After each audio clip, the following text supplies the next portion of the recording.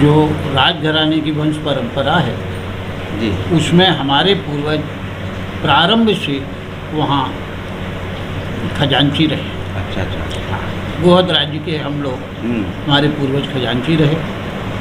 आज भी इतिहास ने भुला दिया है, किंतु आप अगर ग्वालियर दुर्ग में जाकर देखें तो वहाँ राणा भीम सिंह की छतरी बनी हुई है और उस छतरी के पास आपके पुरातत्व विभाग का बोर्ड लगा है जिसमें लिखा है कि यहाँ से लेके यहाँ तक इतने समय से लेके इतने समय तक यहाँ गोहद नरेश राणा भीम सिंह का आधिपत्य रहा। अच्छा, शासन रहा उनका। शासन। उस विज्ञान के विद्यार्थी जरूर रहे हम, विज्ञान की हमारी अभिरुचि और वास्तविक रुचि थी, लेकिन कुछ ईश्वरीय कृपा रही कि हमारा साहित्य से भी लगाव रहा। हाँ हाँ। और हमें एक हमारे अध्यापक थे इसमें जूनियर हाई स्कूल में जी, पंडित उदय नारायण जी झा। बहुत अच्छी हिंदी, उनके मुकाबले कोई हिंदी नहीं लिख सकता था। जब किसी का प्रशस्ति पत्र और कोई विशेष चीज़ें लिखनी होती थी तो वो शानदार हिंदी, वो लच्छेदार भाषा, वो अलंकारिक, वो उदय नारायण झा साहब ही लिखते थे। जबकि वो इंग्लिश के अध्यापक थे। अच्छा अच्छा अच्छा। इंग्लिश के अध्यापक थे। इंग्लिश भी वो इतनी अच्छी बोलते थे और इतनी अच्छी पढ़ाते थे। कहते थे उस समय उनकी भाभी जी डॉक्टर थी, PhD, वो शायद पूरे जनपद इटावा में अकेली थी। और उसी समय एक संस्कृत में पंडित देवी दयाल शास्त्री थे। उन्होंने संस्कृत का ऐसा भर दिया कि मैं उस स्तर पे संस्कृत बोलने में सक्षम हो गया। ये कहाँ पे? भरथना में? भरथना में, मिडिल स्कूल में, भरथना। और चांस की बात है कि उस समय हमने उस मिडिल स्कूल के उस परीक्षा में जनपद में टॉप करते। हाँ, उस समय टॉप की लिस्ट निकलती थी, जिला टॉप। हाँ, जिला टॉप। किस सन में किया था लगभग? ये सन 64 की। सुनने में आया कि लोगों को जिसको रिसर्च करनी है उसको कम से कम एक लैंग्वेज कंपलसरी है विदेशी सीखना, इंग्लिश के अलावा। तो हमने रूसी भाषा ज्वाइन कर ली। अच्छा। उसमें गोपेश जी हमको मिल गए, तो उनको फिर तो मैं बहुत ही ऊपर मानता हूँ कि उनसे हमारा इतना साहित्यिक और अभिरुचि बढ़ी। और रूसी में भी हमें काफ़ी मिला। यानी प्रयाग विश्वविद्यालय में BSc करते हुए हमने रूसी में भी 8वां स्थान यूनिवर्सिटी में पाया। ये उनकी कृपा थी। फिर हमारा ऐसा रुचि BSc हमें जैसे पीछे लगने लगी, हल्की लगने लगी। और साहित्य का इतना बड़ा, एक अत्रे साहब थे वहाँ फ्रेंच पढ़ाने वाले, तो लोगों ने कहा कि अत्रे साहब के मुकाबले कोई नहीं। वो फ्रांस में जा कर के सरबन यूनिवर्सिटी, जो वहाँ फ्रांस की राजधानी पेरिस, तो पेरिस को वहाँ पारी कहेंगे, वहाँ पे फ्रेंच भाषा में पारी कहते हैं। तो पेरिस विश्वविद्यालय का स्पेशल नाम है सरबन। तो सरबन विश्वविद्यालय से उन्होंने रिसर्च भी की, PhD करके आए थे। अच्छा अच्छा। तो वो वहाँ अत्रे साहब जो पढ़ाते थे, तो मेरा मन था कि अत्रे साहब से पढ़ूं, लेकिन उसी साल वो वहाँ से अवकाश ग्रहण कर चुके। तो लेकिन प्रयाग विश्वविद्यालय में कोई दूसरा पढ़ाने वाला आया नहीं और उन्हीं को रीअपॉइंट कर दिया गया। अच्छा। मैं मारे खुशी के BSc SC सब भूल के मैंने कहा अब अत्रे साहब के साथ चरणों में बैठ के पढ़ूंगा, फ्रेंच सीखने। तो वहाँ पढ़ने लगा। तो इधर साइंस का विद्यार्थी होके भी इधर थोड़ी सी हमारी गड़बड़ी रही, यही कि हमारा मन भटकता रहा। तो हम इधर उधर जो है फ्रेंच पढ़ने लगे, रूसी पढ़ने लगे, कहीं कुछ और अपने मन। तो इस चक्कर में फिर भी MSc तक करते करते यूनिवर्सिटी में होता था स्पेशलाइजेशन उस जमाने में। तो कहते थे कि आप किस में स्पेशलाइजेशन करेंगे, तो मैं सोच ही नहीं पा रहा था कि किस में करूं। तो मेरा खुद का अंदर का विवेक कुछ नहीं था, मेरी कोई बुद्धि नहीं थी। तो अब सोचा लोगों ने, एक हमारे तिवारी जी हमारे क्लास पहले, तो बाई चांस मैं इस समय नाम भूल रहा हूँ, फतेहपुर के, वो बोले कि ऑर्गेनिक तो लड़कियों का विषय है, ऑर्गेनिक केमिस्ट्री क्या पढ़ाना, वो तो लड़कियां हैं, याद करती हैं, रचनी का है। तो हमने कि लड़कियों का विषय हम कैसे पढ़ सकते हैं, ऑर्गेनिक नहीं पढ़ेंगे, ये निर्णय ले लिया। फिर बात आई उन्हें कि बड़े बड़े विद्वान इसमें ऑर्गेनिक में भी थे और इसमें भी थे केमिस्ट्री डिपार्टमेंट इलाहाबाद यूनिवर्सिटी का उस समय दुनिया में नाम रखता था जी। हाँ, एन.आर. धर साहब के ज़माने से उसका बड़ी ख्याति थी विश्व में। तो ये बीएससी के बाद भी केमिस्ट्री का निर्णय? हाँ, केमिस्ट्री का निर्णय तो हमें इन्हीं लोगों के विद्वानों की वजह से लेना पड़ता कि इनके चरणों में बैठ के पढ़ना। अच्छा, हाँ, एन.आर. धर साहब को वो कहते थे, मैंने स्वयं उनका सुना है, वो कहते थे this black man was invited twice, समझे, कि इस गुलाम देश का आदमी 2 बार एज ए जज फॉर नोबेल प्राइज विनर्स, समझे, नोबेल प्राइज कमेटी के लिए इनको 2 बार बुलाया गया। अच्छा, हाँ, 2 बार कहते this black man was invited twice, 2 बार हमको बुलाया गया है, समझे। तो उनके हमें लगा कि उनके जो शिष्य सब बैठे हुए थे वहाँ, जी, डॉक्टर सत्यप्रकाश जी, एस घोष साहब, तमाम लोग, तो मेरा मन केमिस्ट्री में हो गया कि वही सबसे ज़्यादा उस समय नाम था। तो वहाँ जब चला गया, अब निर्णय फाइनल के लिए तो ऑर्गेनिक का कैंसिल किया, फिजिकल केमिस्ट्री की बात आ गई। तो लोगों ने कहा physical chemistry means neither physics nor chemistry, समझिए, ये तो कुछ नहीं है। तो हमने कहा ये भी नहीं पढ़ना। अच्छा। तब तक एक डे साहब थे, डॉक्टर अरुण कुमार डे, वो हमारे हॉस्टल के SSL के वार्डन थे और ऑल इंडिया साइंस कांग्रेस के उसी साल वो चेयरमैन बन गए। अच्छा। तो हमारा एकदम निर्णय हुआ कि अब इन्हीं के चरणों में बैठ के पढ़ लिया जाए। तो मैंने इनऑर्गेनिक का स्पेशलाइजेशन कर दिया, केवल उनकी वजह से, अपना कोई इंटरेस्ट, अपना कुछ नहीं। लोग प्रभावित करते रहे तो उसी दिशा में आप बस ऐसे चलते रहे। और वास्तविकता यह है कि हम ना इधर के रहे ना उधर के रहे, फिर वहाँ ना हम साहित्यिक के बन पाए, हाँ, ना साइंस के रहे। सही बात यही है। कुछ इधर हमारी 71 में शादी हो गई, तो थोड़ा लगा, और हम 4 भाई थे, 4 बहनें भी थीं, तो ऐसा लगा कि खर्चा कैसे चलेगा, क्या होगा, एक आदमी लगता जाए, भाई तुम लाइन से लग जाओ, करने लगो कुछ। तो हमें ज्वाइन करना पड़ा। यहाँ पे निकला जी, और यहीं पे केमिस्ट्री का लेक्चररशिप जो उसी साल यहाँ साइंस का प्रारंभ हुआ। अच्छा, हाँ, वो उसी साल जो है विज्ञान में इंटर साइंस जो है शुरू हुई थी इस वैदिक कॉलेज में।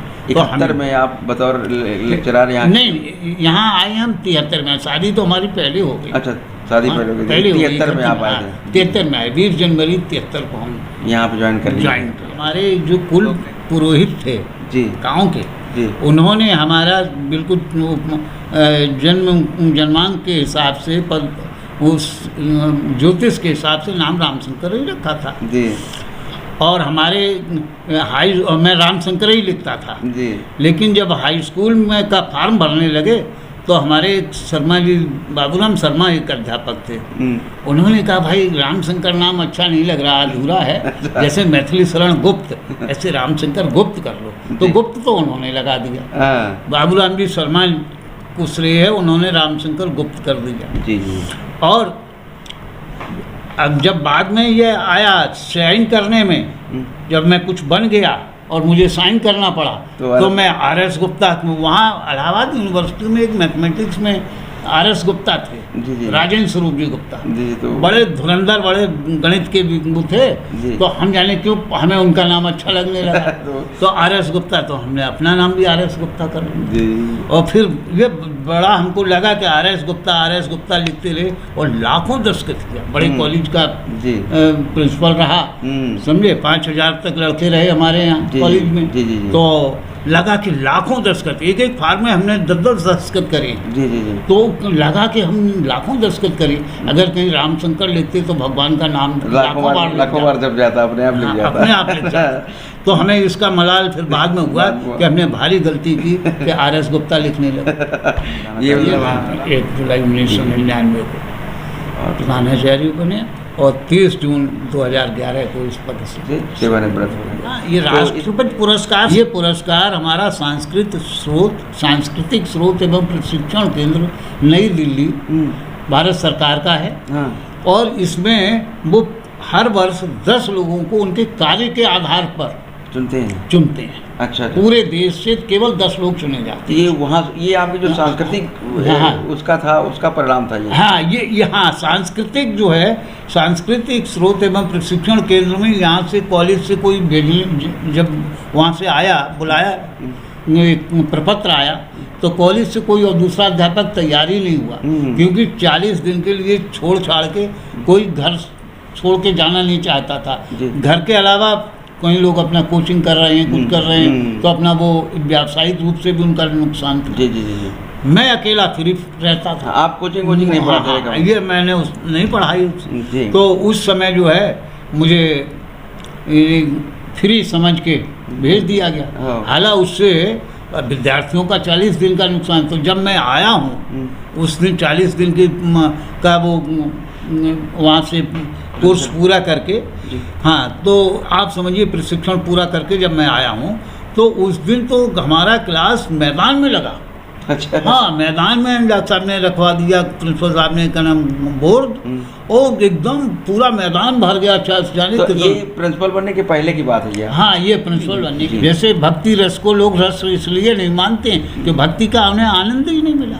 हास्य रस हंस लेते हैं सब लोग। जी जी। करुणा रस का सबका अनुभव है लोगों को, समझे, लेकिन जो है भक्ति रस का अनुभव कहाँ है? अनुभूति भक्ति रस की जब आनंद है, उसके पीछे जो विज्ञान छिपा है उसको भी समझना जरूरी होता है। हाँ, तो उसी तरह जो है कि जो वास्तव में हमारा विज्ञान है, जो इस यांत्रिक नाप तोल से परे है, इनकी सीमा से बाहर है, वो आप नहीं जान रहे हैं। वहाँ तक आपकी सोच भी नहीं है। और जिनकी सोच है तो बड़े बड़े साइंटिस्ट, हमारे स्वामी हमारे डॉक्टर सत्यप्रकाश जी, जी जी, वो हम समझते हैं, हमने उस साल MSc फाइनल था तो ग्रुपिंग करने के लिए उनको बुलाने गए। उसी दिन उन्होंने संन्यास धारण किया। स्वामी सत्य प्रकाश सरस्वती के नाम से वो शुरू हो गया उनका नाम, स्वामी सत्य प्रकाश सरस्वती बन गए। तो आध्यात्मिक भी लोग हमारे विज्ञान के थे। उन्होंने ऑर्गेनिक के वो स्पेशलाइजेशन थी उनकी, इनऑर्गेनिक की उन्होंने पुस्तकें लिखी, फिजिकल में उन्होंने रिसर्च करवाई, समझे साहब, और बहुत धुरंधर फिशरी पे उनकी किताब लिखी उन्होंने, तो उसको भारत सरकार ने पुरस्कृत किया। उसके बाद वो सन्यासी हो गए। बहुत सन्यासी व्यक्ति। और वेदों का उन्होंने अंग्रेजी में अनुवाद किया, हिंदी अंग्रेजी शब्दकोश सिस्टम। श्रीमद् भागवत की हमारे यहाँ पुस्तकें रखी जी।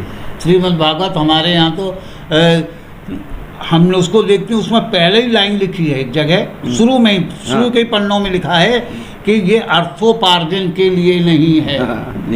और कोई भी कथा वाचक, भागवत कथा वाचक बिना शर्त किए, कितना तय किए, हाँ, बिना धन राशि तय किए तैयार नहीं है, और करोड़ों में पहुंच गई पतन की ओर है। धर्म से इसका कोई, ये तो अधार्मिक है, ये धार्मिक है ही, ये तो बिल्कुल अधार्मिक है। जब उसमें निषेध कर गया है, निषेध किया गया है कि आप धनोपार्जन के लिए ना कर सकते, आप केवल वही लक्ष्य है, ज्ञान है ही नहीं, मनोरंजन। आप देखिए, ये हम एक व्यक्ति का नाम नहीं लेना चाहेंगे, दुर्भाग्य से या संयोग से कहें, हम दुर्भाग्य कहें, मैं उसमें अध्यक्षता कर रहा था एक कवि सम्मेलन की, और वो सज्जन कवि बन के वहाँ आ गए थे।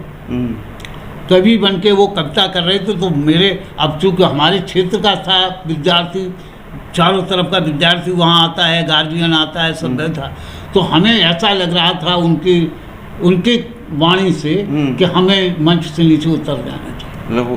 अध्यक्ष होने के नाते मैं कह सकता था, लेकिन चूँकि उनकी लोकप्रियता, बहुत ऊंची लोकप्रियता, देश क्या अंतर्राष्ट्रीय मान लें, समझे साहब, तो मैं उनको कुछ कह भी नहीं सकता था। अपने को लगता था कि मैं यहाँ से मंच छोड़ के चला जाऊँ। मतलब साहित्यिक का भी पतन कहीं ना कहीं है। हाँ, इतना मतलब वो उसमें तो वो कहिएगा एकदम भड़ैती जिसको कहते हैं, वो हो गई। हाँ, उस तरह का माहौल सृजन हो रहा है हर तरह से। तो और बाद में सुनते हैं कि वो धार्मिक क्षेत्र में बड़ी लंबी रकम ले लेके अब हाँ, प्रवचन करते हैं। जी, जी, जी। हास्य रस के लोग इतना फूहड़पन का बोलते हैं, तो मैं सोचता हूँ क्या इनके हम ही लोग देख रहे हैं इनको, कि इनके घर वाले बच्चे, लड़कियाँ, बहुएं, बेटियाँ नहीं सुन रही हैं। मैं जब गया हूँ ये दिल्ली में, क्या नाम, सांस्कृतिक स्रोत प्रशिक्षण, उसमें जी, तो उस समय ये बड़ा चलता था प्रदूषण का। तो वही 5 प्रकार का प्रदूषण, वायु प्रदूषण, जल प्रदूषण, ध्वनि प्रदूषण, समझे, इस तरह ये सब बताए जाते थे। अभी मैंने 6वां आ गया। हाँ, कौन सा? ये सामाजिक प्रदूषण जो है ना, सामाजिक प्रदूषण न करके हमने कहा उसको, वो आगे नहीं बढ़ा। हमने उस समय एक जब प्रदूषण पे चर्चा हुई, 5 मिनट बोलने के लिए दिए गए वहाँ पर, तो बहावलपुर हाउस में ये हमारा सांस्कृतिक प्रशिक्षण केंद्र था उस समय। तो हमने वहाँ पर नया प्रज्ञा प्रदूषण शब्द, हमने प्रज्ञा प्रदूषण, और मैं उसको आज आपके इस माध्यम से कहना चाहता हूँ, प्रज्ञा प्रदूषण को उस समय की वहाँ पर एक अध्यापिका या प्रशिक्षिका थी जी, उस सांस्कृतिक केंद्र में, एलिजाबेथ, केरल की, तो उन्होंने एकदम नकार दिया और कहा this is nothing mister Gupta said only jugglery of words. हाँ, ये शब्दों का बागजाल बोल रहे हैं, ये कुछ नहीं है। उनको बिल्कुल नकार दिया। मैं आज कहता हूँ कि ये प्रज्ञा प्रदूषण उन लोगों के अंदर है, वो प्रज्ञा प्रदूषित हो चुके हैं, उनकी प्रदूषित प्रज्ञा है, जो मंच पर या इस पर आता है स्क्रीन पर, वो इस तरह के हाव भाव एक्शन करके वो ऐसी बातें कहते हैं जिसको मैं यहाँ रिप्रोड्यूस नहीं कर सकता। मैं यहाँ आज नहीं कह सकता हूँ कि उन्होंने क्या ऐसा कहा, लेकिन मैं ये कहता हूँ कि ये शर्म लगती है कि क्या इनके बच्चे नहीं देख रहे होंगे इनको। जी जी, इस स्क्रीन पे इनके बेटे बहुएं, लड़कियाँ सब देख रहे हैं। कौन नहीं देखता? बहनें, माताएं, कौन नहीं देख रहा है? और तो इनकी प्रज्ञा प्रदूषित हो गई, ये तो बिल्कुल नग्न खड़े हैं और समाज को भी प्रज्ञा प्रदूषित कर रहे हैं। प्रज्ञा प्रदूषण है। जी जी, बहुत सुंदर। आज कथा का ये था, गद गद गिरा नयन बहनी। जी जी जी, ये थी, ये कथा है कि गद गद गिरा नयन बहनी, समझे। और आज तालियां बजती हैं, कथा में इस तरह तालियां बजती हैं कि समझ में नहीं आता कि कौन सी कथा हो रही है। मनोरंजन, शुद्ध मनोरंजन। वो कहते हैं श्रोता वक्ता ज्ञान नहीं, तो श्रोता भी प्रदूषित है और वक्ता दोनों प्रदूषित है, इसलिए उनको तालियां मिल रही हैं। वो ज्ञान निधि ना हो करके सब वहाँ प्रदूषित प्रज्ञा से बैठे हैं और केवल उसको कथा को भी मनोरंजन बना दिया है। नमस्कार देवी और सज्जनों, व्यक्तित्व की श्रृंखला में हम फिर आज एक ऐसे व्यक्तित्व से आपको मिलवा रहे हैं जिन्होंने हमारे जीवन में जो सांस्कृतिक संस्कार प्रस्फुटित हुए, पुष्पित हुए, पल्लवित हुए, उसमें जिनकी बहुत बड़ी भूमिका रही, ऐसे हमारे आदरणीय गुरुदेव परम आदरणीय रामशंकर गुप्त जी, जो कि वैदिक इंटर कॉलेज दिव्यापुर के प्राचार्य पद से, प्रधानाचार्य पद से सेवानिवृत्त हैं और राष्ट्रपति पुरस्कार से पुरस्कृत हैं। उनकी जो प्रतिभाएं हमने अपने जीवन में देखी, उनके जो गुण देखे, तो ये पुरस्कार भी बहुत छोटा है, उससे भी बड़ा कोई पुरस्कार हो सकता था, तो वो भी उसके भी वो पूरी तरह से हकदार हैं। तो हमने एक मन बनाया कि एक बार अपने गुरुदेव से भी हम आपको मिलवाएंगे। 11वीं और 12वीं की शिक्षा हमने वैदिक इंटर कॉलेज से ग्रहण की। उसी दौरान आप वहाँ पर रसायन विज्ञान के तो प्रवक्ता थे और उसी समय हमारी जो सांस्कृतिक गतिविधियों में जो रुचि थी, आपके सानिध्य में आने के बाद वो बहुत आगे तक गई और बहुत एक नाम हमें प्राप्त हुआ और बहुत ज्ञान प्राप्त हुआ, जो आज भी हमारे जीवन में हमेशा काम आता है। और जब भी हम कोई नाटक या कोई अभिनय या कुछ साहित्य की चर्चा जब करते हैं, तो उस दौरान आपके बताई हुई तमाम बातें हमेशा ध्यान आती है। तो एक तरह से प्रतिदिन आपकी हमें याद आती है। तो हम आपको सबसे पहले गुरुदेव प्रणाम करते हैं आपको सादर। और आपकी जो प्रतिभाएं हैं जीवन में जो रहीं, जो आपने उपलब्धियां अर्जित की, तो कहाँ से कैसे प्रारंभ हुआ, एक थोड़ा सा संक्षिप्त जीवन परिचय हम पहले आपसे जानना चाहेंगे। कैसे कैसे उस लेवल तक पहुँचे जहाँ तक हर आदमी नहीं पहुँच पाता। शिक्षक तो बहुत सारे होते हैं और शिक्षणकार होता है, लेकिन आपकी जो व्यक्तिगत अपनी अलग से अभिरुचियाँ रहीं, उनसे कैसे जुड़ा हुआ, तो इस बारे में थोड़ा सा आप हमें बताएँ। पहले उसकी थोड़ी सी पारिवारिक पृष्ठभूमि आप बता देंगे तो हमारे जो दर्शक श्रोता हैं उनको और भी अच्छा लगेगा। वैसे तो मैं बहुत साधारण परिवार का व्यक्ति हूँ जी, लेकिन मेरे परिवार का भी अपना इतिहास रहा है। जी, ग्वालियर के पास गोहद, जी, मध्य प्रदेश में एक गोहद राज्य था। गोहद राज्य की जो राजघराने की वंश परंपरा है जी, उसमें हमारे पूर्वज प्रारंभ से वहाँ खजांची रहे। अच्छा अच्छा, गोहद राज्य के हम लोग, हमारे पूर्वज खजांची रहे। आज भी इतिहास ने भुला दिया है, किंतु आप अगर ग्वालियर दुर्ग में जाकर देखें तो वहाँ राणा भीम सिंह की छतरी बनी हुई है और उस छतरी के पास आपके पुरातत्व विभाग का बोर्ड लगा है जिसमें लिखा है कि यहाँ से लेके यहाँ तक, इतने समय से लेके इतने समय तक यहाँ गोहद नरेश राणा भीम सिंह का आधिपत्य रहा। अच्छा, शासन रहा उनका। शासन रहा, उस दुर्ग पर अधिकार रहा। और फिर बाद में उनके हमारे गोहद के राणा छतरी सिंह ने वहाँ पर आज जो छतरी खड़ी है वो राणा भीम सिंह की छतरी उन्हीं ने बनवाई थी। उस स्मृति में करीब 40 वर्ष से यहाँ ग्वालियर में रामनवमी के दिन एक अखिल भारतीय राणा मेला लगता है।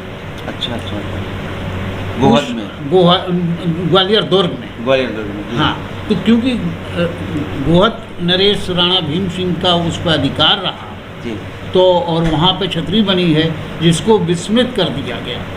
कहीं इतिहास में नहीं दिया गया कि कभी ये केवल सिंधिया का जाना जा रहा है इतिहास, जबकि इसमें बहुत समय आपके गोहद नरेश का भी उसमें योगदान अधिकार रहा। गोहद ये भिंड जिले में पड़ता है। हाँ, भिंड जिले में। तो वही आपके बाबा वहाँ पे खजांची थे उससे? हमारे परबाबा थे। हाँ, क्या नाम था उनका? उनको पूर्व नाम तो उनका श्री लक्ष्मण प्रसाद था। जी जी जी। और इतिहास में जो गजट में दिया है वो लच्छू साव करके प्रसिद्ध थे। हाँ, तो एक तो खजांचियों का नाम गुप्त रखा जाता था। गोपनीय नाम रहते थे, तो केवल खजांची साहब कहे जाते थे। अच्छा अच्छा। फिर भी उनको लच्छू साव का लोकप्रिय उनका नाम था और वही नाम उनका उसमें गजट में दिया, दर्ज किया गया।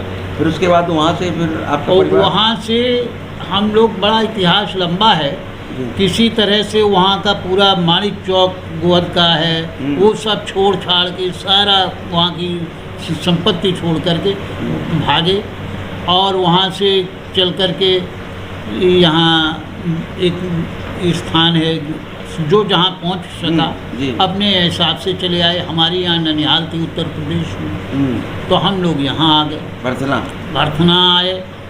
और तो ये क्या वो जब उस राज्य का अंग्रेजों की वजह से पतन हुआ होगा उसके बाद से समस्या? हाँ, बहुत उसका इतिहास अपना लंबा है और उस पर बहुत। फिर भरथना ही आपकी जन्म आपका? हाँ, हम भरथना क्या, पहले उससे पहले हम और ये एक यही आपका केशमपुर है। हाँ, केशमपुर जो है इसमें इसी भाग्यनगर ब्लॉक में पड़ता है और ये पपून के पास। हाँ, तो एक्चुअली हमारा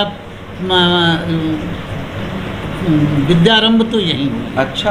हाँ, केशमपुर के प्राथमिक विद्यालय में हम पढ़े। अच्छा अच्छा अच्छा। हाँ, वहाँ से पढ़ने के बाद फिर हम भरथना गए हैं। और भरथना से हमारे पिताजी ने, उन्हें लोगों ने बहुत समझाया कि यहाँ बहुत अच्छे अच्छे कॉलेज हैं जी, बकीबर कॉलेज बहुत अच्छा है सब कुछ, लेकिन उन्होंने नहीं माना किसी की बात को और हमें सीधे प्रयाग विश्वविद्यालय, हाँ, इलाहाबाद। इंटरमीडिएट वहीं से किया फिर आपने? नहीं, इंटरमीडिएट तो हम भरथना से करके फिर वहाँ, हाँ, यहाँ से यहाँ अपना विद्यालय टॉप किया हमने। जी जी जी। और फिर वहाँ जो है हम इलाहाबाद पहुँच गए। जी। इलाहाबाद में अचूक हमारा स्वाभाविक रूप से एक विज्ञान के विद्यार्थी जरूर रहे हम, विज्ञान की हमारी अभिरुचि और वास्तविक रुचि थी, लेकिन कुछ ईश्वरीय कृपा रही कि हमारा साहित्य से भी लगाव रहा। हाँ हाँ।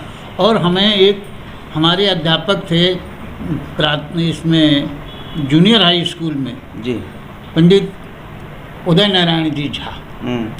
बहुत अच्छी हिंदी, उनके मुकाबले कोई हिंदी नहीं लिख सकता था। जब किसी का प्रशस्ति पत्र और कोई विशेष चीज़ें लिखनी होती थी तो वो शानदार हिंदी, वो लच्छेदार भाषा, वो अलंकारिक, वो उदय नारायण झा साहब ही लिखते थे। जबकि वो इंग्लिश के अध्यापक थे। अच्छा। इंग्लिश के अध्यापक थे। इंग्लिश भी वो इतनी अच्छी बोलते थे और इतनी अच्छी पढ़ाते थे। कहते थे उस समय उनकी भाभी जी डॉक्टर थी, PhD। वो शायद पूरे जनपद इटावा में अकेली थी। कोई PhD नहीं था इंग्लिश का। उनकी भाभी डॉक्टर सत्या झा जी। और उनके बड़े भाई भी लेक्चरर थे इंग्लिश के, शायद डिग्री कॉलेज में जी। और दोनों भैया भाभी दोनों लोग इंग्लिश के अध्यापक रहे। तो उन्हीं से प्रेरणा फिर आपको साहित्य की? उनको झा साहब से, उदय नारायण झा को हम मानते हैं जी। और उसी समय एक संस्कृत में पंडित देवी दयाल शास्त्री थे। उन्होंने संस्कृत का ऐसा भर दिया कि मैं उस स्तर पे संस्कृत बोलने में सक्षम हो गया। ये कहाँ पे? भरथना में? भरथना में, मिडिल स्कूल में, भरथना। और चांस की बात है कि उस समय हमने उस मिडिल स्कूल के उस परीक्षा में जनपद में टॉप करते। हाँ, उस समय टॉप की लिस्ट निकलती थी, जिला टॉप। हाँ, जिला टॉप। किस सन में किया था लगभग? ये सन 64 की। हाँ, तब तो पढ़ाई का क्रेज भी था और टॉप की एक वेरिएशन होती थी। 1964। अखबारों में नाम, फोटो सब छपते थे। तो खैर, फिर इलाहाबाद आप चले? इलाहाबाद गए तो हमें वहाँ पिताजी ने जब भेजा तो 3 बार ऐसे भेजा कि हमारा वातावरण ही कुछ विद्यार्थी का न रह के कुछ अलग हो गया जी। हाँ, उन्होंने सबसे पहले हमें अपने नाना जी के साथ भेज दिया कि ये भाई बहुत घूमे हैं इलाहाबाद, सब इनके घूमा हुआ है तो इनके साथ घूमाओ। तो हम देखने चले गए इलाहाबाद, घूम कर आए।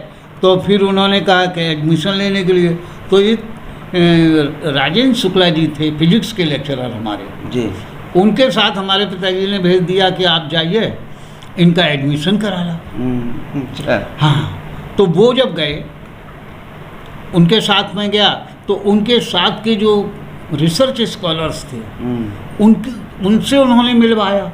और वहाँ जाकर के हमने फिजिक्स में मेघनाथ साहा साहब की जो थर्मो आयनिक फर्नेस बनी थी, अंडरग्राउंड थी, भूमिगत बनी हुई थी, वो सब देखी तो हमारा मन एकदम रिसर्च का हो गया। अच्छा है। हाँ, पढ़ने का, हम BSc न करके हमको रिसर्च लगने लगी, रिसर्च स्कॉलरों के साथ रह के जी। और शुरू में थोड़ी दिक्कत ना हो इसके लिए हमें रिसर्च स्कॉलर्स के साथ रहने का अवसर मिला।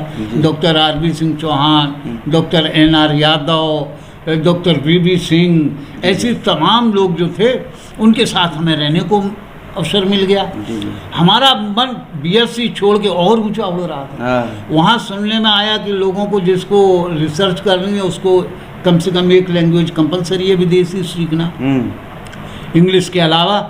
तो हमने रूसी भाषा ज्वाइन कर ली। अच्छा। उसमें गोपेश जी हमको मिल गए तो उनको फिर तो मैं बहुत ही ऊपर मानता हूँ कि उनसे हमारा इतना साहित्यिक और अभिरुचि बढ़ी और रूसी में भी हमें काफ़ी मिला। यानी प्रयाग विश्वविद्यालय में BSc करते हुए हमने रूसी में भी 8वां स्थान यूनिवर्सिटी में पाया। ये उनकी कृपा थी। फिर हमारा ऐसा रुचि BSc हमें जैसे पीछे लगने लगी, हल्की लगने लगी। और साहित्य का इतना बड़ा, एक अत्रे साहब थे वहाँ फ्रेंच पढ़ाने वाले, तो लोगों ने कहा कि अत्रे साहब के मुकाबले कोई नहीं। वो फ्रांस में जा कर के सरबन यूनिवर्सिटी, जो वहाँ फ्रांस की राजधानी पेरिस, तो पेरिस को वहाँ पारी कहेंगे, वहाँ पे फ्रेंच भाषा में पारी कहते हैं। तो पेरिस विश्वविद्यालय का स्पेशल नाम है सरबन। तो सरबन विश्वविद्यालय से उन्होंने रिसर्च भी की, PhD करके आए थे। अच्छा। तो वो वहाँ अत्रे साहब जो पढ़ाते थे तो मेरा मन था कि अत्रे साहब से पढ़ूं, लेकिन उसी साल वो वहाँ से अवकाश ग्रहण कर चुके। तो लेकिन प्रयाग विश्वविद्यालय में कोई दूसरा पढ़ाने वाला आया नहीं और उन्हीं को रीअपॉइंट कर दिया गया। मैं मारे खुशी के BSc SC सब भूल के मैंने कहा अब अत्रे साहब के साथ चरणों में बैठ के पढ़ूँ, फ्रेंच सीखने। तो वहाँ पढ़ने लगा। तो इधर साइंस का विद्यार्थी होके भी इधर थोड़ी सी हमारी गड़बड़ी रही यही कि हमारा मन भटकता रहा। हम इधर उधर जो है फ्रेंच पढ़ने लगे, रूसी पढ़ने लगे, कहीं कुछ और अपने मन। तो इस चक्कर में फिर भी एमएससी तक करते करते यूनिवर्सिटी में भी स्थान पा लिया। अच्छा। हाँ, एमएससी। और कुछ हमें अपने तरह का कुछ सही जैसे होता है, वास्तविकता ये हमारी कमी रही कि मैं अपनी तरफ से कोई निर्णय नहीं ले सका कि क्या करना चाहिए जी। जब एमएससी फाइनल हमारे यहाँ वहाँ फिर 4 विषय चलते थे, 4 ब्रांचें थी उसकी केमिस्ट्री की। तो लोग कहते थे कि वही ऑर्गेनिक, जब 1 साल तो सब पढ़ लिए पहली वर्ष, और फाइनल में होता था स्पेशलाइजेशन उस जमाने में जी। तो कहते थे कि आप किस में स्पेशलाइजेशन करेंगे। तो मैं सोच ही नहीं पा रहा था कि किस में करूं। तो मेरा खुद का अंदर का विवेक कुछ नहीं था, मेरी कोई बुद्धि नहीं थी। तो अब सोचा लोगों ने, एक हमारे तिवारी जी हमारे क्लास फेलो, तो बाई चांस मैं इस समय नाम भूल रहा हूँ, फतेहपुर के जी, वो बोले कि ऑर्गेनिक तो लड़कियों का विषय है, ऑर्गेनिक केमिस्ट्री क्या पढ़ाना, वो तो लड़कियां हैं याद करती हैं, रचनी का है। तो हमने कि लड़कियों का विषय हम कैसे पढ़ सकते हैं, ऑर्गेनिक नहीं पढ़ेंगे, ये निर्णय ले लिया। फिर बात आई उन्हें कि बड़े बड़े विद्वान इसमें ऑर्गेनिक में भी थे और इसमें भी थे। केमिस्ट्री डिपार्टमेंट इलाहाबाद यूनिवर्सिटी का उस समय दुनिया में नाम रखता था जी। हाँ, NR धर साहब के ज़माने से उसका बड़ी ख्याति थी विश्व में। तो ये बीएससी के बाद भी केमिस्ट्री का निर्णय? हाँ, केमिस्ट्री का निर्णय तो हमें इन्हीं लोगों के विद्वानों की वजह से लेना पड़ता कि इनके चरणों में बैठ के पढ़ना। हाँ, NR धर साहब को वो कहते थे, मैंने स्वयं उनका सुना है, वो कहते थे this black man was invited twice, समझे, कि इस गुलाम देश का आदमी 2 बार एज ए जज फॉर नोबेल प्राइज विनर्स, समझे, नोबेल प्राइज कमेटी के लिए इनको 2 बार बुलाया गया। अच्छा। हाँ, 2 बार, कहते this black man was invited twice, 2 बार हमको बुलाया गया है, समझे। तो उनके हमें लगा कि उनके जो शिष्य सब बैठे हुए थे वहाँ जी, डॉक्टर सत्य प्रकाश जी, एस घोष साहब, तमाम लोग। तो मेरा मन केमिस्ट्री में हो गया कि वही सबसे ज़्यादा उस समय नाम था। तो वहाँ जब चला गया, अब निर्णय फाइनल के लिए तो ऑर्गेनिक का कैंसिल किया, फिजिकल केमिस्ट्री की बात आ गई। तो लोगों ने कहा physical chemistry means neither physics nor chemistry, समझिए, ये तो कुछ नहीं है। तो हमने कहा ये भी नहीं पढ़ना। अच्छा। तब तक एक डे साहब थे, डॉक्टर अरुण कुमार जी, वो हमारे हॉस्टल के SSL के वार्डन थे और ऑल इंडिया साइंस कांग्रेस के उसी साल वो चेयरमैन बन गए। अच्छा। तो हमारा एकदम निर्णय हुआ कि अब इन्हीं के चरणों में बैठ के पढ़ लिया जाए। तो मैंने इनऑर्गेनिक का स्पेशलाइजेशन कर, केवल उनकी वजह से, अपना कोई इंटरेस्ट, अपना कुछ नहीं। लोग प्रभावित करते रहे तो उसी दिशा में आप बस ऐसे चलते रहे। और वास्तविकता यह है कि हम ना इधर के रहे ना उधर के रहे, फिर वहाँ ना हम साहित्यिक के बन पाए ना साइंस के रहे। सही बात यही है, कुछ नहीं। फिर वहाँ से दिव्यापुर आ गए आप सीधे? नहीं, वो समय भी मैं एक और नाम लूँगा, डॉक्टर MN श्रीवास्तव साहब का, मनहरण नाथ श्रीवास्तव, वहाँ इलाहाबाद यूनिवर्सिटी में इनऑर्गेनिक में उस समय सबसे नया सब्जेक्ट था मेटल चिलेट्स एंड कॉम्प्लेक्स। ये सबसे नया था, बिल्कुल लेटेस्ट उस समय का।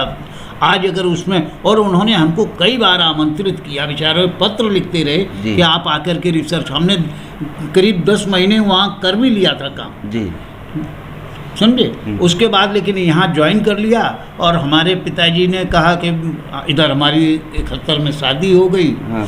तो थोड़ा लगा, और हम 4 भाई थे, 4 बहनें भी थीं।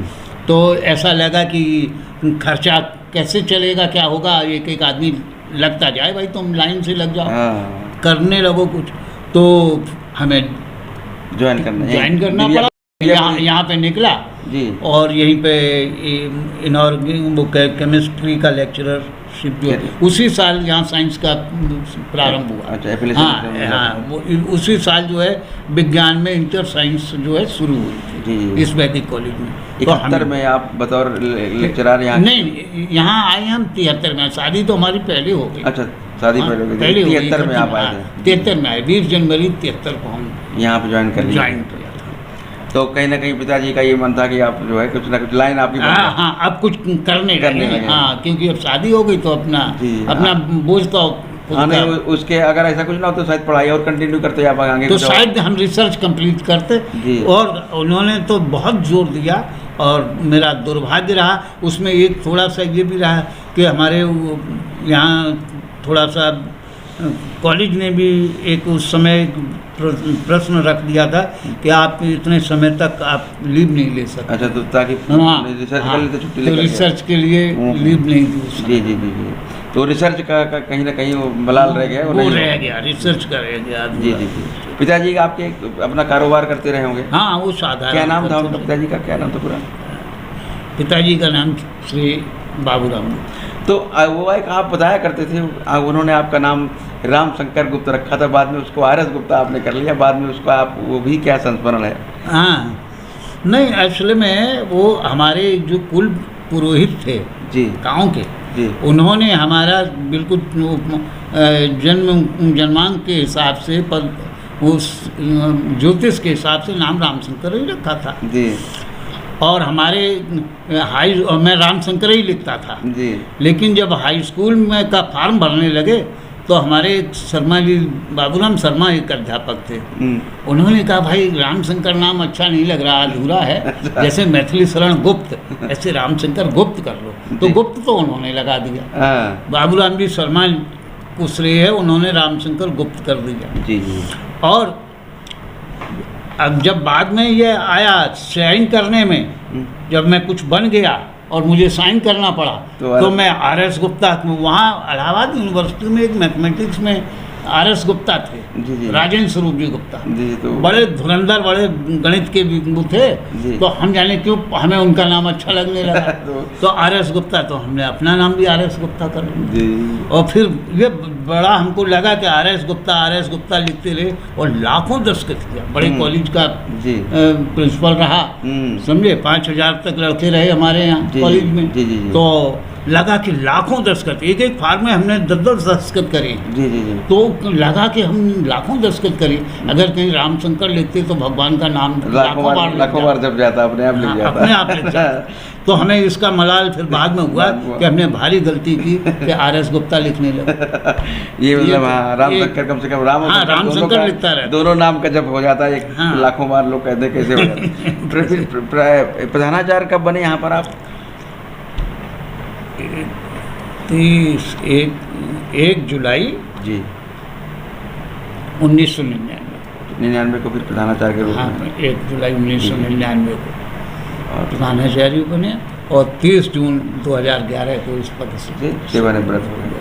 तो इस पूरे शिक्षा जगत में जो जुड़ाव रहा आपका, क्या अनुभव रहा, क्या मैसेज संदेश मिला इससे? पूरे बहुत से विद्यार्थी आपके यहाँ बड़े ऊंचे पदों पर पहुँचे होंगे। हाँ, विद्यार्थी तो यहाँ से बहुत अच्छे अच्छे पदों पे निकले, बहुत अच्छे, पूरे देश क्या दुनिया भर के कोने कोने में, बहुत हर देश में शायद मिल जाए तो। जी जी जी। हाँ, विद्यार्थी कई देशों में, बहुत बड़ा कॉलेज अपने आप में रहा। हाँ, अनेक देशों में मिलेंगे और अभी भी आते हैं। एक विद्यार्थी रहे, वो अब दक्षिण अफ्रीका में कई देशों में अपना काम करवा रहे हैं। जी जी। अपने नरेंद्र पांडे इस समय बम्बई में उन्होंने सेटलमेंट कर रखा है। अच्छा।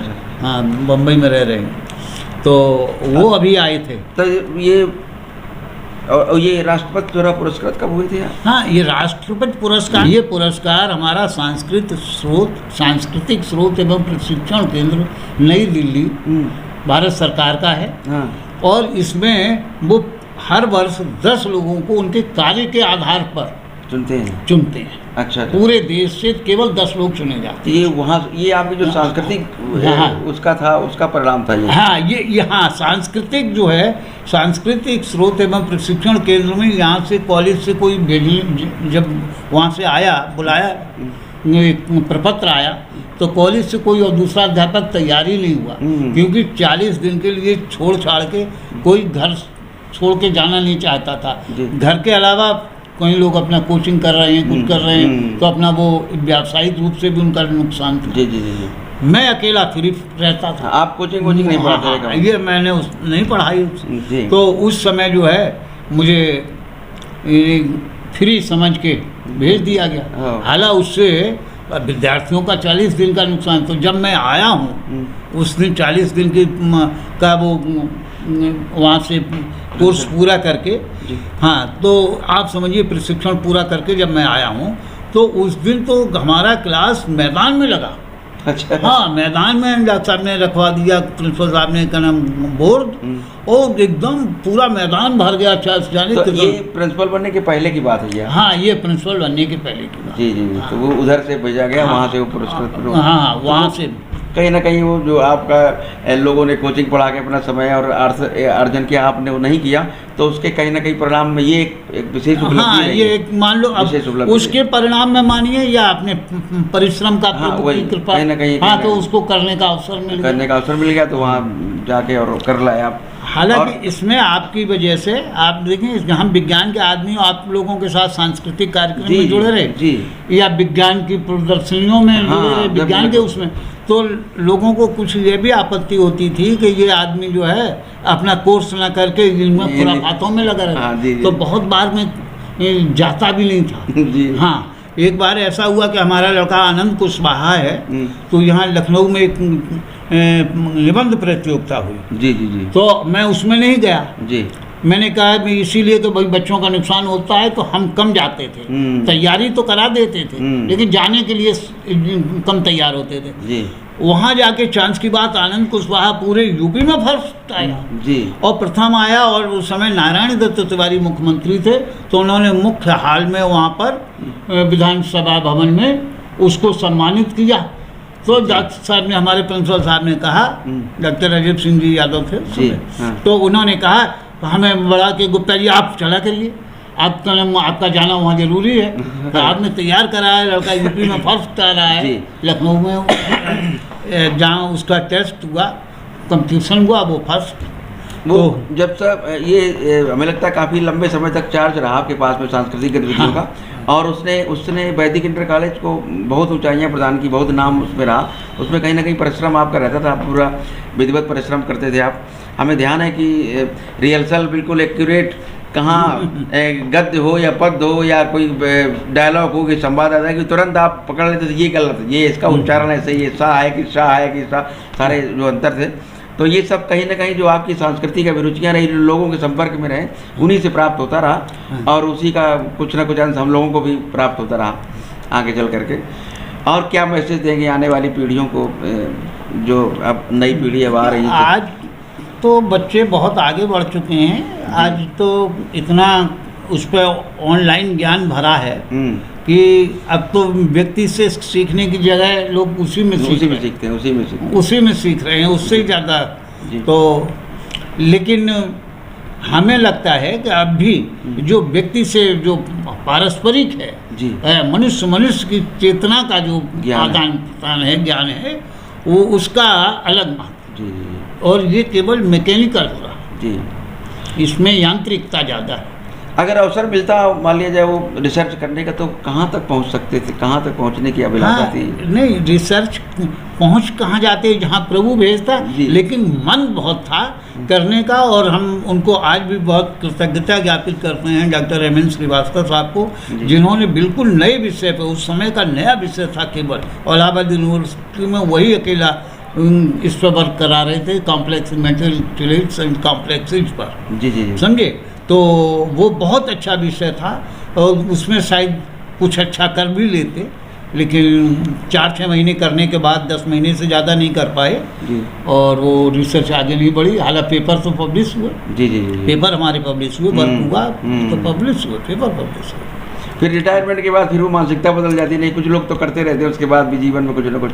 नहीं, करने को तो मैं भी करने में, लिखने पढ़ने में रुचि रख रहा हूँ जी। हाँ, अभी तक कुछ ना कुछ लिखते रहते हैं। हाँ, लिखते पढ़ते रहते हैं जी। लेकिन जो है अब छपने की बात नहीं आई, क्योंकि किताबों के प्रति हम देखते हैं, किताबों में लोगों की ना तो पुस्तकें खरीदने का मन है, और खरीद लेना है तो पढ़ना नहीं जी।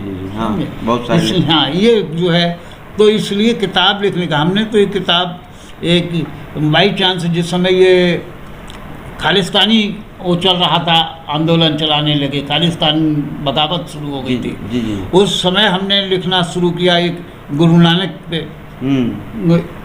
खंड काव्य लिखना जी। तो कई खंड उसके मतलब कई अध्याय लिख गए, 4-5-6 अध्याय शायद लिख गए हैं जी।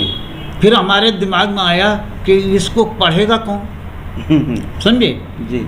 क्योंकि हम जब जिसके लिए लिख रहे हैं वो उसको पढ़ना नहीं है। हाँ। और हम कितना अच्छा लिख सकते हैं कि हम गुरु नानक से ज़्यादा अच्छा थोड़ी लिख सकते हैं। तो गुरु नानक की वाणी का उन पर असर नहीं हो रहा है, वो खालिस्तान बनाने के लिए बगावत कर रहे हैं। हाँ, तो इतना हिंसक कार्य कर रहे हैं, तो हमारी इसको पढ़ना भी नहीं है और हमारी वाणी का क्या असर पड़ेगा। तो उसी से फिर वो वहीं पे रखी वैसी जहाँ कितना दूर है, हमने बेकार ही रख दी।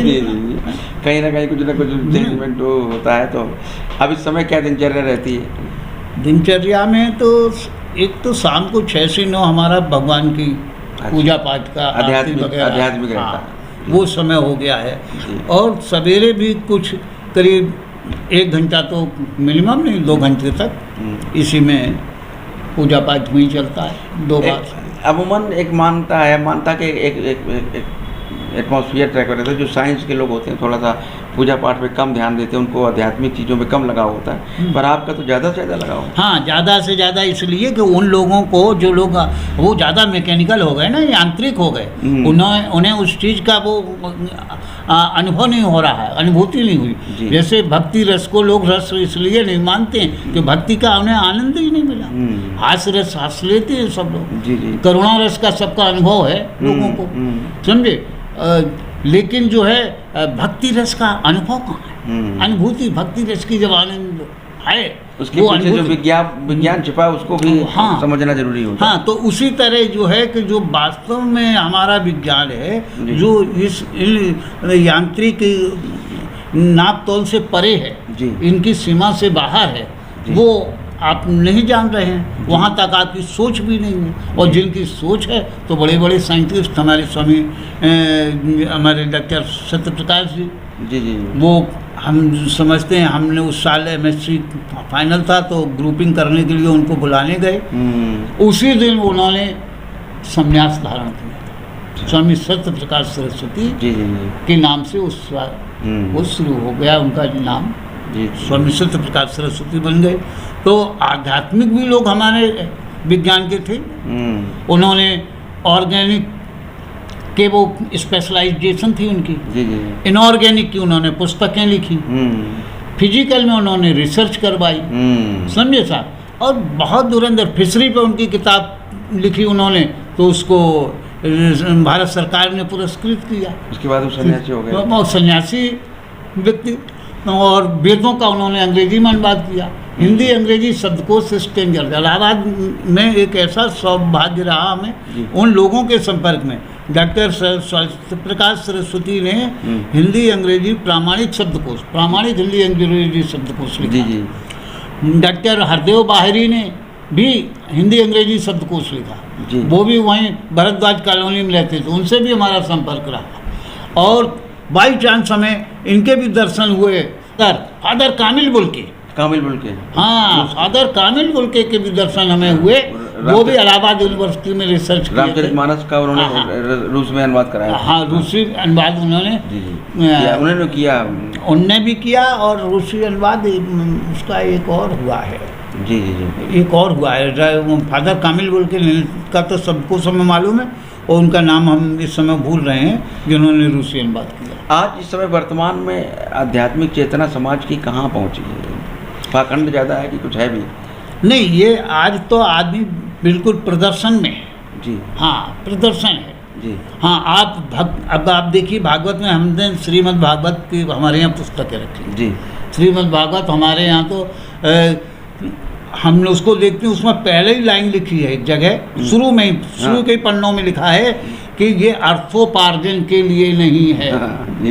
और कोई भी कथावाचक, भागवत कथा वाचक बिना शर्त किए, कितना तय किए, हाँ, बिना धन राशि तय किए तैयार नहीं है। और करोड़ों में पहुंच गई है, करोड़ों पहुंच गई, करोड़ों रुपए की मांग है कि इतने तब वो कर पाएंगे। तो इन सबसे क्या समाज की दिशा कहाँ जा रही है? हाँ, ये तो सब वित्त प्रधान हो रहा है, पतन की ओर है। हाँ, पतन की ओर है, बिल्कुल पतन की ओर है। धर्म से इसका कोई, ये तो अधार्मिक है, ये धार्मिक है ही नहीं। ये तो बिल्कुल अधार्मिक है। जब उसमें निषेध कर गया है, निषेध किया गया है कि आप धनोपार्जन के लिए ना कर सकते, आप केवल वही लक्ष्य है, ज्ञान है ही नहीं, मनोरंजन। आप देखिए, ये हम एक व्यक्ति का नाम नहीं लेना चाहेंगे, दुर्भाग्य से या संयोग से कहें, हम दुर्भाग्य कहें, मैं उसमें अध्यक्षता कर रहा था एक कवि सम्मेलन की, और वो सज्जन कवि बन के वहाँ आ गए थे, कवि बन के वो कविता कर रहे थे। तो मेरे, अब चूँकि हमारे क्षेत्र का था विद्यार्थी, चारों तरफ का विद्यार्थी वहाँ आता है, गार्जियन आता है, सब था, तो हमें ऐसा लग रहा था उनकी वाणी से कि हमें मंच से नीचे उतर जाना चाहिए। अध्यक्ष होने के नाते मैं कह सकता था, लेकिन चूँकि उनकी लोकप्रियता, बहुत ऊंची लोकप्रियता, देश क्या अंतर्राष्ट्रीय मान लें, समझे साहब, तो मैं उनको कुछ कह भी नहीं सकता था। अपने को लगता था कि मैं यहाँ से मंच छोड़ के चला जाऊँ। मतलब साहित्यिक का भी पतन कहीं ना कहीं है। हाँ, इतना मतलब वो उसमें तो वो कहिएगा एकदम भड़ैती जिसको कहते हैं, वो हो गई है। हाँ, उस तरह का माहौल सृजन हो रहा है हर तरह से। तो और बाद में सुनते हैं कि वो धार्मिक क्षेत्र में बड़ी लंबी रकम ले लेके अब प्रवचन करते हैं, जी जी जी, कथाएं करते हैं। तो वो कहीं ना कहीं अर्थोपार्जन के लिए वो सब अर्थोपार्जन के लिए, जहाँ ज़्यादा लोगों को अपने में आकर्षित करना और उसके बाद अर्थोपार्जन करना, ये लोगों का ट्रेंड बन गया एक तरीके से। बहुत क्या किया जाए। तो ऐसे समाज को क्या मैसेज देना चाहेंगे, एक सुशिक्षित व्यक्ति होने के नाते, गुरुजन होने के नाते समाज के? नहीं, देखिए, समाज में आज कोई किसी से ज्ञान में भी कम नहीं रहा है। ज्ञान तो हर व्यक्ति के पास अपने अपने क्षेत्र का है और अपने ढंग का है, और नवीनतम ज्ञान अर्जित करने का साधन बन गया है जी जी, बहुत व्यक्तियों के पास। केवल ये निवेदन किया जा सकता है जी। मैं देखता हूँ, मुझे कई बार ऐसा लगता है जब कभी सुनता हूँ कि लोग हास्य रस के लोग इतना फूहड़पन का बोलते हैं, तो मैं सोचता हूँ क्या इनके, हम ही लोग देख रहे हैं इनको, कि इनके घर वाले, बच्चे, लड़कियाँ, बहुएं, बेटियाँ नहीं सुन रही हैं? बिल्कुल सुन रहे हैं। तो इनको शर्म नहीं है? या हमने एक बहुत पहले जब जिस समय आपसे बात हुई है, सन 80 में मैं जब गया हूँ ये दिल्ली में, क्या नाम, सांस्कृतिक स्रोत और प्रशिक्षण, उसमें जी, तो उस समय ये बड़ा चलता था प्रदूषण का। तो वही 5 प्रकार का प्रदूषण, वायु प्रदूषण, जल प्रदूषण, ध्वनि प्रदूषण, समझे, इस तरह ये सब बताए जाते थे। अभी मैंने 6वां आ गया। हाँ, कौन सा? ये सामाजिक प्रदूषण जो है ना, सामाजिक प्रदूषण न करके हमने कहा उसको, वो आगे नहीं बढ़ा। हमने उस समय एक, जब प्रदूषण पे चर्चा हुई, 5 मिनट बोलने के लिए दिए गए वहाँ पर, तो बहावलपुर हाउस में ये हमारा सांस्कृतिक प्रशिक्षण केंद्र था उस समय। तो हमने वहाँ पर नया प्रज्ञा प्रदूषण शब्द, हमने प्रज्ञा प्रदूषण, और मैं उसको आज आपके इस माध्यम से कहना चाहता हूँ, प्रज्ञा प्रदूषण को उस समय की वहाँ पर एक अध्यापिका या प्रशिक्षिका थी जी, उस सांस्कृतिक केंद्र में, एलिजाबेथ, केरल की, तो उन्होंने एकदम नकार दिया और कहा, this is nothing mister Gupta said, only jugglery of words. हाँ, ये शब्दों का बागजाल बोल रहे हैं, ये कुछ नहीं है। उनको बिल्कुल नकार दिया। मैं आज कहता हूँ कि ये प्रज्ञा प्रदूषण उन लोगों के अंदर है, वो प्रज्ञा प्रदूषित हो चुके हैं, उनकी प्रदूषित प्रज्ञा है, जो मंच पर या इस पर आता है, स्क्रीन पर, वो इस तरह के हाव भाव एक्शन करके वो ऐसी बातें कहते हैं जिसको मैं यहाँ रिप्रोड्यूस नहीं कर सकता। मैं यहाँ आज नहीं कह सकता हूँ कि उन्होंने क्या ऐसा कहा, लेकिन मैं ये कहता हूँ कि ये शर्म लगती है कि क्या इनके बच्चे नहीं देख रहे होंगे इनको? जी, स्क्रीन पे इनके बेटे, बहुएं, लड़कियाँ सब देख रहे हैं। कौन नहीं देखता? बहनें, माताएं, कौन नहीं देख रहा है, और तो इनकी प्रज्ञा प्रदूषित हो गई।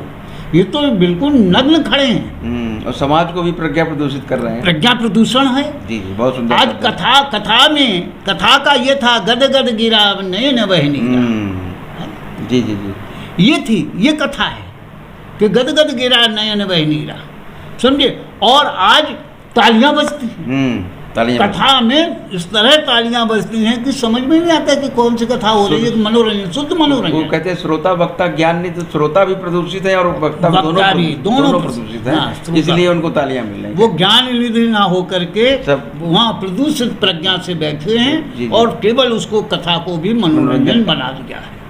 बहुत सुंदर, बहुत अच्छा लगा गुरुदेव आपसे बात करके, और समय दिया आपने। दोबारा फिर कभी अवसर मिलेगा तो फिर आपके साथ इस तरह के विषयों पर चर्चा होगी। आपका बहुत बहुत धन्यवाद, सादर प्रणाम आपको। Thank you.